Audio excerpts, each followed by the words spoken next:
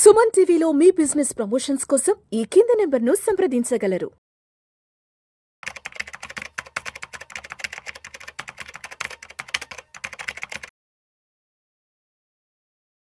నమస్తే రేవంత్. నమస్తే అండి. Welcome to Vishnu talks. Thank you.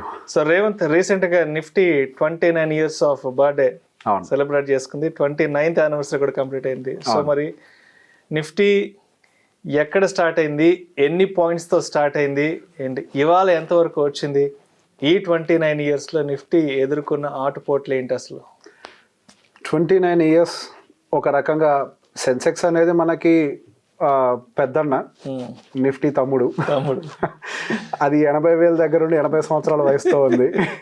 ఇది 29 సంవత్సరాలకి 26 ఏళ్ల వయసు కుర్రాళ్ళుగానే ఉంది. 24-26 ఏళ్ల కుర్రోడు.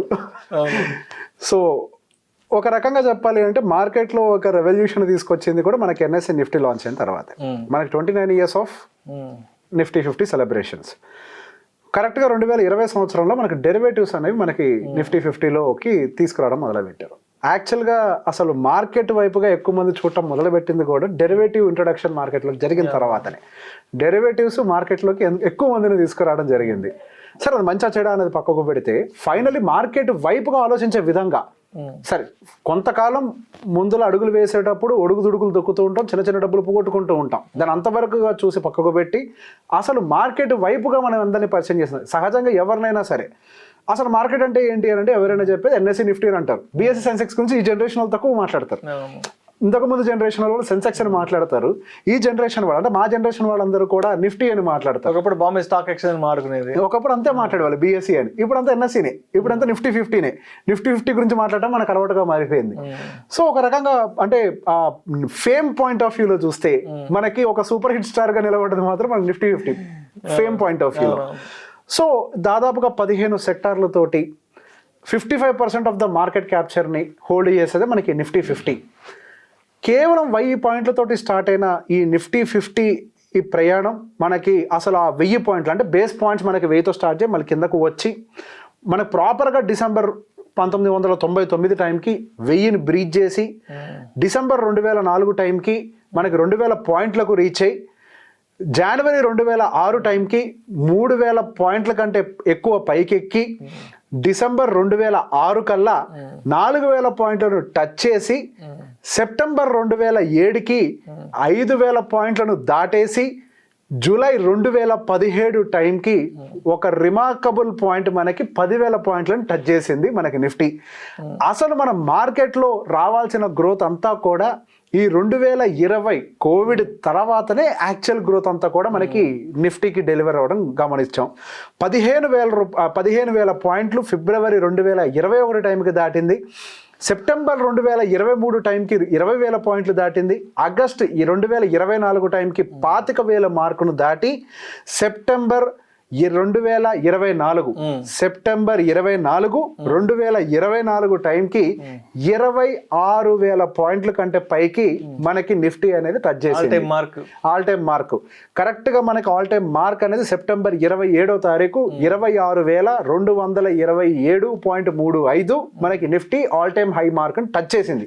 సో అక్కడి నుంచి రకరకాలు ఆఫ్ కోర్స్ ఆ టైంకి మనకు ఉన్నటువంటి strong economic situation, strong corporate earnings, government stability ఇవన్నీ కూడా ఫేవర్ చేయడంతో మనకి మార్కెట్ అనేది వన్ సింగిల్ డైరెక్షన్ లో పైకి వెళ్ళటం. ఇంకా ఈ నిఫ్టీ 50 ఆ తర్వాత ఇన్ బిట్వీన్ చిన్న చితక సమస్యలను ఎదుర్కొంది. ఆఫ్ కోర్స్ మనకు 1996 నుంచి మనం దీన్ని క్యాలిక్యులేట్ చేస్తున్నాం కాబట్టి దానికంటే ముందున్నటువంటి హర్షద్ మెహతా స్కాములు కానీ ఇవన్నీ కూడా పెద్ద ఎత్తున రాలే. మనకు ఆ హర్షద్ మెహతా సంబంధించి మనం సినిమాలు చూస్తున్నప్పుడు అప్పుడే ఎన్ఎస్సి గురించి ఎన్ఎస్సి వస్తుందంట అనే డైలాగులు ఉంటాయి. ఆ టైంలోనే మనకు ఎన్ఎస్సి అనే పేరు వినటం మొదలు పెట్టారు. అప్పటిదాకా ఓన్లీ బిఎస్సి రూల్ చేశారు. సో ఆ తర్వాత వన్ మేజర్ ఫైనాన్షియల్ క్రైసిస్ మనం ఎదుర్కొంది 2008 సంవత్సరంలో. ఆర్థిక సంక్షోభం కొంతవరకు మనకి నిఫ్టీ పెద్ద ఎత్తున ఎదుర్కొంది. 2000 తర్వాత మనకి 2020లో కోవిడ్కి సంబంధించి సంక్షోభాన్ని బాగా ఎదుర్కొంది. సో తర్వాత మళ్ళీ ఇప్పుడు మనకి 2021 మధ్యలోకి వచ్చిన తర్వాత కొంతవరకు మనకి యుఎస్లో బ్యాంకింగ్ సిస్టమ్ వీక్ అవ్వటం, సో 2022 అంటే రష్యా ఉక్రెయిన్ వార్ రిలేటెడ్ అది కూడా పెద్ద ఎత్తున ఫాల్ దాన్ని క్రాష్ అంటానికి కూడా ఏమీ లేదు. 20% బిలో పడితే కదా మన దాన్ని అంటే మనకి బియర్ టెరిటరీ అంటానికి. సో మల్టిపుల్ టైమ్స్ మార్కెట్ అనేది 20% వరకు కూడా వచ్చి రివర్స్ అయిన సందర్భాలు ఉన్నాయి. కానీ నిజంగా నిఫ్టీని కుదిపేసిన సందర్భాలు అయితే గట్టిగా చెప్పుకోవడానికి మనకు రెండే ఉన్నాయి, పెద్ద ఎత్తున ఏం లేవు. ఆ 2 సందర్భాలు కొద్ది వరకు మనం 2008 ఒకటి, కోవిడ్ ఒకటి పెద్ద ఎత్తున కుదిపేసాయి. 30, 40, 50% వరకు కూడా వెళ్ళిపోయి కొంతవరకు మార్కెట్ని అయితే కొంతవరకు కుదిపేసాయి. కానీ పెద్ద ఎత్తున సమస్యలు అయితే మనకి ఇప్పుడు కనిపించింది లేదు. ఇప్పుడు మళ్ళీ ఈ ట్రంప్ రిలేటెడ్ టెన్షన్స్ వచ్చినప్పటికీ కూడా ఇంకా మన నిఫ్టీ కానీ సెన్సెక్స్ కానీ బేర్ మార్కెట్ల కంటే అయితే లేదు. సో మనకి ఇప్పటి గత 29 సంవత్సరాల్లో ఎన్నో ఒడుదుడుకులను దాటుకుంటూ, ఎన్నో రిసెషన్స్ ని దాటుకుంటూ, ఎన్నో ఆరోగ్యపరమైన సమస్యలు ప్రపంచ వ్యాప్తంగా చుట్టుముట్టినప్పటికీ, అసలు ప్రపంచమే స్తంభించిపోయింది, ఎండ్ బోర్డు పడుతుందేమన్న భయాల్లో ఉన్నప్పటికీ వాటన్నిటిని దాటుకుంటూ అదైతే ఎదుగుతూనే ఉంది. కానీ నా ప్రశ్న దాంతో పాటు మనం అందరం ఎంతవరకు ఎదిగాము అనేది, ఫైనాన్షియల్ గా మనం ఎంతవరకు ఎదిగాము. ఎగ్జాక్ట్లీ. సో ఇక్కడ మనకి నిఫ్టీ అనేది ఫైనల్ గా మనకి దాటుకుంటూ పోతూనే ఉంటది. ఇక ముందు పోను కూడా నా అంచనా మేరకు రానున్న నెక్స్ట్ 5 సంవత్సరాల్లో వర్స్ట్ సినారియోలో మనకి 40,000 మార్కెట్ టచ్ చేయడం చాలా సులభం. విత్ సింపుల్ 12% CAGR తో పెరుగుతూ పోయినా మనకి నెక్స్ట్ 5 అంటే ఇప్పుడు 2025 కదా, 2030-31 టైం కల్లా మనకి 12% CAGR తో వెళ్ళిన 38,000 నుంచి 40,000 మార్కుని మనం చూస్తాం. ఈ రోజు 25,000 దగ్గర కొద్దిగా అటు ఇటు కొట్టుకులాడచ్చు, 24,000 దగ్గర. ఇవన్నీ టెంపరీ హికప్స్ మాత్రమే. ఇవంతా స్టెబిలైజ్ అయిపోయి మనకి అది కూడా సీనియర్ సిటిజన్స్, మనం సీనియర్ సిటిజన్స్ అయ్యే టైంకి నిఫ్టీ కూడా ఒక సీనియర్ సిటిజన్ స్టేటస్ లోకి వస్తుంది. మనం దాన్ని తీసుకోవాలని నేను కోరుకుంటున్నాను.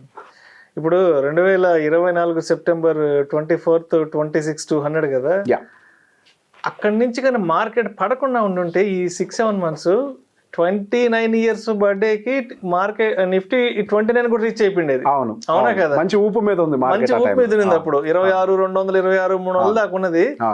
ఈ 7-8 months లో మార్కెట్ పడకుండా లాస్ట్ 3-4 months నుంచి ఈ ట్రంప్ కు సంబంధించిన టెన్షన్ కానీ లేకుండా ఉంటే 29 years కి 29,000 నిఫ్టీ రీచ్ అయిపోయింది. గట్టిగా ఒక 10% అండి, 28,000 అని అంటే అది పెద్ద ఎత్తున దూరం ఏం లేదు. 28,500 వరకు అంటే గట్టిగా మనకి ప్రీవియస్ గా మేక్ చేసిన హై నుంచి గట్టిగా ఒక 10% పైకి వెళ్ళున్నా గానీ మీరు అన్నట్టుగా 29 years కి 29,000 వరకు కూడా నిఫ్టీ వెళ్ళుండేది. అంతే 10% దూరంలో ఉంది అంతే. మనకి 29,000 ఫిగర్ పెద్దగా కనపడవచ్చు, కానీ 26,000 నుంచి 29,000 కి ఎంత దూరం, అది దూరం తక్కువ పర్సంటేజ్ పాయింట్ ఆఫ్ వ్యూలో మాట్లాడినప్పుడు.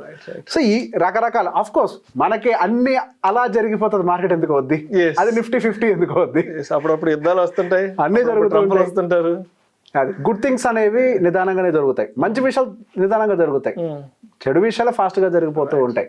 సో నిదానంగానే ఎక్కుతుంది. మార్కెట్ తోటి ఎవరైతే టచ్ లో ఉంటారో అది ఎప్పుడు వాళ్ళ దగ్గర పెట్టుకుంటది. Thank you so much. Most welcome.